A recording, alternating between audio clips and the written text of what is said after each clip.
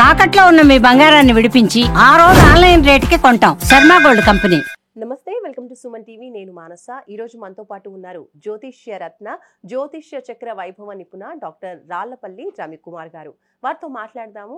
ఈ మాసం రాశి ఫలాలు ఏ విధంగా ఉన్నాయో వారిని అడిగి తెలుసుకుందాం. గురుగారు నమస్కారం అండి. నమస్కారం. గురుగారు, ద్వాదశ రాశుల్లో నవగ్రహాలు ఈ మాసం అంతా కూడా ఏ స్థానాల్లో ఉన్నాయో ముందుగా తెలియచేయండి. తప్పకుండా. శరదిందు సమాకారే పరబ్రహ్మ స్వరూపిణి వాసరాపీఠ నిలయే సరస్వతి నమస్తుతే. సుమన్ టీవీ ప్రేక్షకులకి నమస్కారం. ఈ నెల అంటే మే నెల ద్వాదశ రాశుల ఫలితాలు తెలుసుకునే ముందు ద్వాదశ రాశుల్లో నవగ్రహాలు ఎక్కడ ఉన్నాయో తెలుసుకుందాం.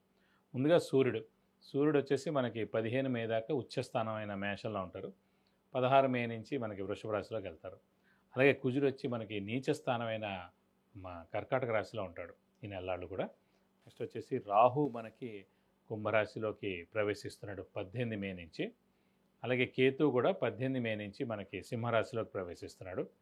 అలాగే గురువు వచ్చేసి మనకి మిథున రాశిలోకి 15 మే నుంచి మనకు వస్తున్నాడు. సో ఎప్పుడైతే మనకి గురువు ఒక రాశి నుంచి ఇంకో రాశిలోకి మారుతారో పుష్కరాలు స్టార్ట్ అవుతాయి అన్నమాట.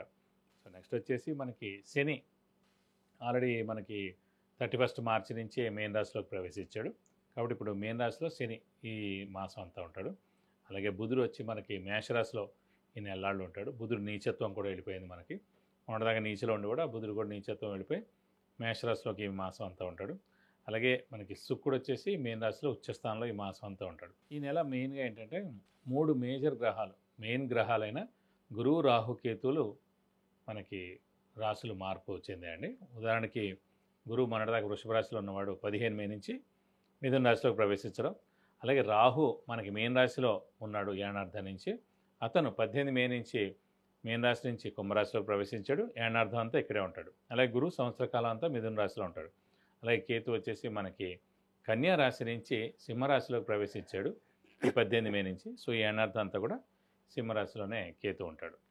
ఇవ్వండి ద్వాదశ రాశుల్లో మనకి నవగ్రహాలు ఈ మాసం అంతా ఇక్కడ ఈ స్థానాల్లో ఉంటాయి. గురుగారు, కుంభరాశి వాళ్ళకి ఈ నెలంతా కూడా పరిస్థితి ఏ విధంగా ఉంటుంది? రాశి ఫలాలు తెలియచేయండి. తప్పకుండా. కుంభరాశి అనగా మనకి ధనిష్ట 3-4 పాదాలు, శతభిషం 1-2-3-4 పాదాలు, పూర్వభద్ర 1-2-3 పాదాలు, ఈ నక్షత్రాల సమూహం అంతా మనకి కుంభరాశిలోకి వస్తుంది. ఈ రాశి వారికి 5 సంవత్సరాలు ఏలినాటి వెళ్ళిపోయింది. ఇంకా లాస్ట్ 2.5 సంవత్సరాల్లోకి వచ్చారు. అలాగే పంచమ స్థానంలో గురువు ప్రవేశించాడు. గురుబలం పరిపూర్ణంగా పెరిగింది. మొన్నటిదాకా శని బలం లేదు, గురుబలం లేదు. ప్రస్తుతం ఒక్క ఏలినాటి శని ఎఫెక్ట్ ఉంది, కానీ గురుబలం మటుకు పరిపూర్ణంగా ఉంది. ఈ సంవత్సర కాలం అంతా కూడా పంచమ స్థానంలో గురువు ఉంటాడు కాబట్టి గురుబలం పరిపూర్ణంగా ఉన్నట్టే.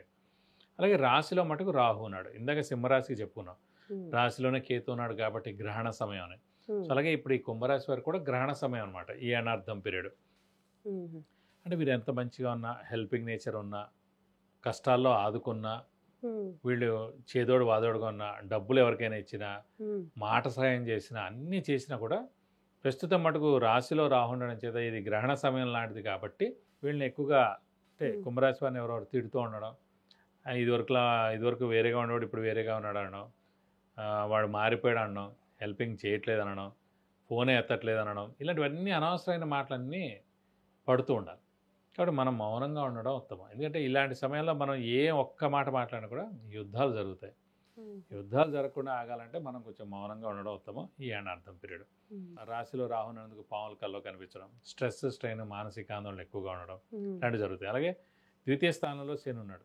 ద్వితీయ స్థానం అంటే కుటుంబ స్థానం సాధారణంగా. సో ఆ కుటుంబ స్థానంలో శని ఉన్నందుకు ఏంటంటే అది కూడా వాక్ స్థానం కూడా అయింది కాబట్టి వాక్ కొంచెం సేమ్ జాగ్రత్తగా ఉండడం ఉత్తమం. మాట అది కూడా కాబట్టి చిన్న చిన్న అనారోగ్యాలు ఇవన్నీ కూడా చేస్తూ ఉంటాయి.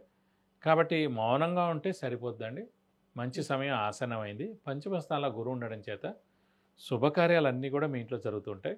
విందు వినోదాల్లో పాల్గొంటారు, మిత్రులను కలుస్తారు. వ్యాపారస్తులకి మిశ్రమం అని చెప్పుకోవచ్చు. మరీ అత్యద్భుతం అని చెప్పలేం, అలా చెప్పి మరీ దారుణంగా ఉందని కూడా చెప్పలేం, మిశ్రమంగా ఉందని చెప్పుకోవచ్చు. అలాగే మెయిన్గా గురువు ఉండడం చేత నిరుద్యోగులు ఉద్యోగం రావడం, ఉద్యోగస్తులకి promotions, name and fame, boss నుంచి మన్నన, అలాగే ఫారెన్ టూర్ విజిట్స్, అసైన్మెంట్స్ రావడం, అవివాహితులు వివాహం అవడం, సంతానం లేని వారి సంతానం కలగడం, ఇలాంటివన్నీ కూడా జరుగుతాయి. తీర్థయాత్రలు చేయడం, దేవదర్శనం చేసుకోవడం, గురువుని దర్శించడం, గురువు యొక్క బ్లెస్సింగ్స్ పొందడం, ఇవన్నీ కూడా జరుగుతూ ఉంటాయి. అలాగే మెయిన్గా అదృష్టకారకుడు, యోగకారకుడు, లక్ ఫేవర్ చేసే గ్రహమైన శుక్రుడు ఈ కుంభరాశికి ఉచ్చ స్థానంలో ఉన్నాడు కాబట్టి ఆర్థికంగా చాలా బాగుంటుంది ఈ నెలలు. ఆరోగ్యపరంగా కూడా బాగానే ఉంటుంది. అలాగే వెహికల్ కొనేందుకు కూడా అవకాశాలు ఎక్కువగా ఉన్నాయండి. ఎందుకంటే శుక్రుడు ఉచ్చలో ఉన్నాడు, అదృష్టకారకుడు కాబట్టి. సో అన్ని విధాలా నన్ను అడిగితే ఈ పూర్వ నెల కన్నా ఈ నెల అత్యద్భుతంగా ఉందని చెప్పుకోవాలి. గురుగారు, వివాహ స్థానం కూడా బాగుంది అంటున్నారు కదా, అయితే ఈ నెలలో కుంభరాశి వాళ్ళకి వివాహ ప్రయత్నాలు చేస్తే సఫలీకృతం అయ్యే అవకాశాలు ఉన్నాయా? అంటే మెయిన్గా వివాహ కారకుడు సాధారణంగా శుక్రుడు అండి ఎవరికైనా సరే. అలాంటి శుక్రుడే ఉచ్చలో ఉన్నాడు మెయిన్గా. ఇది కాకుండా గురువు అనేవాడు పంచమ స్థానంలో ఉన్నాడు. సో అత్యద్భుతమైన స్థానంలో గురువు ఉన్నందుకు ఏంటంటే అవివాహితులు ఖచ్చితంగా వివాహం అవుతుంది.